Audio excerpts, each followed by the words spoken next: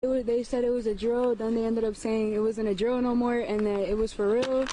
Next thing you know it, we heard people were sending messages to each other saying it's not a drill, it's an actual shooting, be careful. They said it was a drill, then they ended up saying it wasn't a drill no more and that it was for real.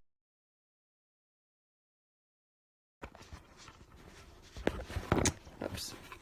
Hi guys, hold on, I'm just trying to make this not fall over here.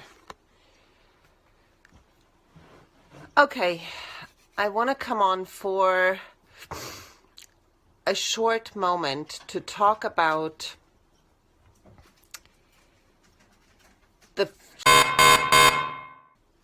okay, that's what we're going to talk about here for a moment. First off, I don't know what happened. Second off, I want to tell you a little story. When I was in school, maybe I was in 7th grade, 8th grade, something like that.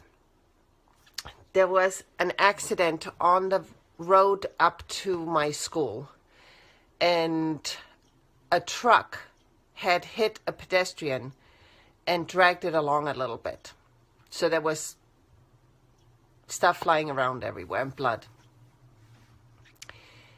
Everybody in the school was so traumatized that day nothing happened. Everybody was crying. Everybody was so shaken that nobody could do anything. And for weeks, those pictures were in our heads because we had to walk basically right by to get to school.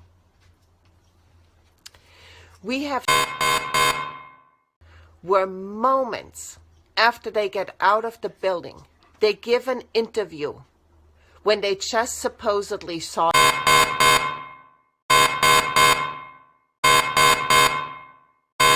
and they are all giddy over it. There is not a tear.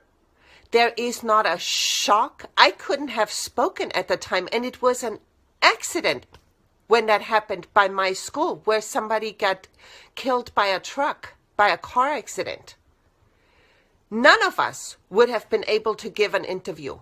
None of us would have been able to even talk. We were so in shock and crying. And here, their friends, and they're all giving interviews and are all giddy over it. I mean, just from that, you know that something is terribly, terribly wrong. Terribly, terribly wrong. Because that is not normal human behavior. Either they are all psychopaths, the ones that are giving the interviews, that are so cold inside that they have no emotions at all, and they can talk about their teacher's brains being blown out in front of a camera and being giddy over it. Or something isn't right about the story. And maybe the alternative media needs to start a little bit more critical thinking and look at what is actually going on. The times that I had horrific things happen in my life, and I would consider, if I would have been in a school and my friends got, I would consider that a horrific event. There is no way I could have given an interview and be all giddy over it. And it's not just one person that gives an interview that might be a little loony and is all like upbeat and like, yeah, and then and then we were all huddled together, and I'm sorry, that is not normal behavior.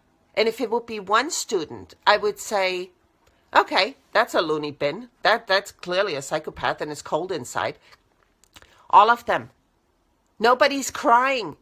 Nobody is shook up. Nobody is devastated. I don't know about you, but I've had shit happen in my life that was devastating, and I couldn't have been speaking.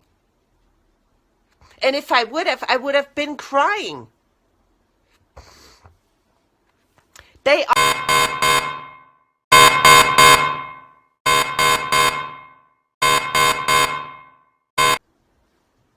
And then people are all shook up over the atrocities that have happened. Well, let's look a little deeper. And if you think that means that somebody is doing something pretending that it's the truth when it's not, trying to implement something that they otherwise can't. And look at what is happening after this. What are the things that are going to get implemented? That is the important thing. That is the important thing. What happened after 9/11? What happened after 9/11? Our civil rights have been erased, if you haven't noticed yet. What happened in Nazi Germany when Hitler burnt down his own parliament, when he set the Reichstag on fire? What happened after that?